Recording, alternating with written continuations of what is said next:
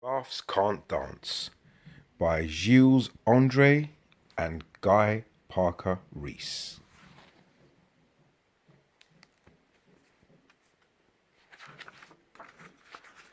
Giraffes Can't Dance. Gerald was a tall giraffe whose neck was long and slim, but his knees were awfully bandy and his legs were rather thin. He was very good at standing still and munching shoots off trees. But when he tried to run around, he buckled at the knees.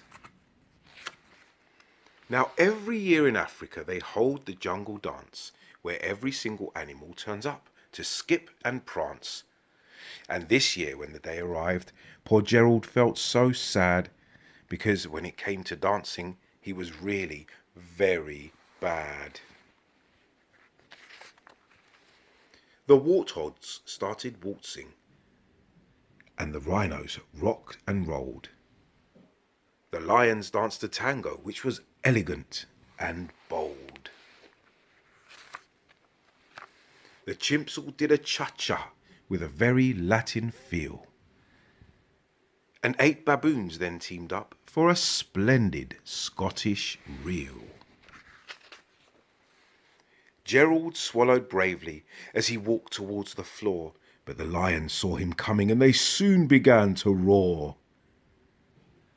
"Hey, look at clumsy Gerald," the animals all laughed. "Giraffes can't dance, you silly fool. Oh, Gerald, don't be daft."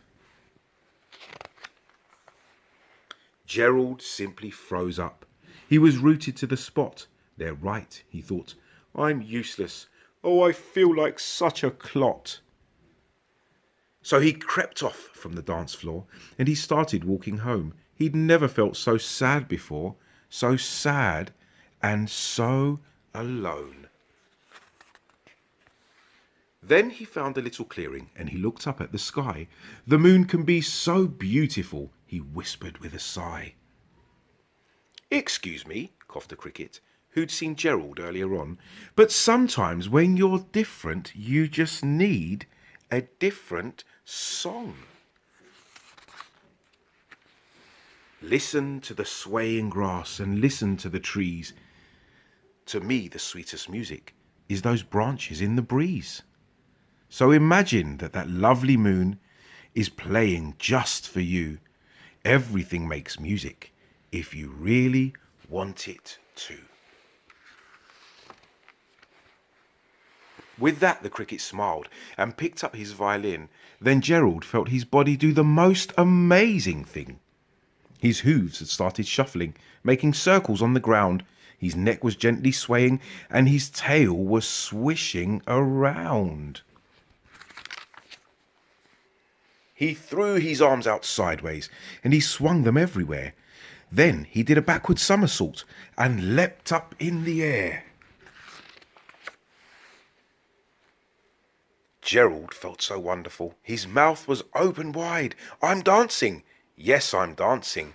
I am dancing," Gerald cried.